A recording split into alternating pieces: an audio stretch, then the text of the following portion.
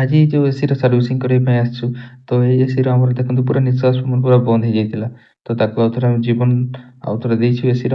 ତ ଦେଖନ୍ତୁ ଏସିର ଅବସ୍ଥା ତ କ୍ୟାରିୟର କମ୍ପାନୀ ଏସି 1.5 ଟନ୍‌ର ଅଛି। ତ ଅବସ୍ଥା ପୁରା ସାଂଘାତିକ, ପୁରା ନିଶ୍ୱାସ ପ୍ରଶ୍ୱାସ ପୁରା ବନ୍ଦ ହେଇଛି। ଦେଖନ୍ତୁ ନାକ ପୁରା ଟୋଟାଲ ସେ ଏୟାର ଫ୍ଲୋ ହିଁ ବାହାରୁନାହିଁ, ଯେଉଁଥିରେ କୁଲିଂ କରିପାରୁନି ରୁମକୁ। ସେ ଆଉ ପୁରା କଣ୍ଟିନ୍ୟୁ ଚାଲୁଛି ଏସି, କିନ୍ତୁ କୁଲିଂ ଜମା ଦେଖନ୍ତୁ କେତେ ପ୍ରକାର ସେ ଧୂଳି ମାଟି ପୁରା ଜାମ୍ ହେଇଛି, କୋଇଲ ଟୋଟାଲ ପୁରା କ୍ଲୋଜ ହେଇଯାଇଛି। ତ ଦେଖନ୍ତୁ ଆମ ସର୍ଭିସିଂ କଲା ପରେ କେତେ କ୍ଲିନ୍ ହେଇଯାଇଛି। ତ ଆଉଥରେ ଏସିର ପୁରା ଆଉଥରେ ନୂଆ ଜୀବନ ପାଇଛି। ଯେହେତୁ ସେ ଏସିଟା ପୁରା କ୍ଲିନ୍ କରିଦେଇଛୁ ବର୍ତ୍ତମାନ। ତ ଦେଖିପାରୁଥିବ କ୍ଲିନ୍ କୋଇଲ ପୁରା ନୂଆ ଆଉଥରେ ଚମକୁଛି ପୁରା। ତ ବଢ଼ିଆ ଭାବରେ କ୍ଲିନ୍ କରିଦେଇଛୁ ଏସିଟା। ତ ପୁରା ଜାମ୍ ହେଇଯାଇଥିଲା କୋଇଲ, ଟୋଟାଲ ଆମେ ପୁରା ଜାମ୍ କେମିକାଲ ମାରି ସଫା କଲୁ। ତ ବଢ଼ିଆ ସଫା ହେଇଛି ବର୍ତ୍ତମାନ। ତ ଦେଖନ୍ତୁ ଏଇଟା କମ୍ପାନୀ ପୁରା ଆଉଥରେ ନୂଆ ଭଳିଆ ଚମକୁଛି। ମାତ୍ର ଏସିରେ 6 ମାସ ହେଇଛି ଲାଗିକି। ତ ଅବସ୍ଥା ଏତେ ସାଂଘାତିକ ହେଇଯାଇଛି ଜାମ୍। ତ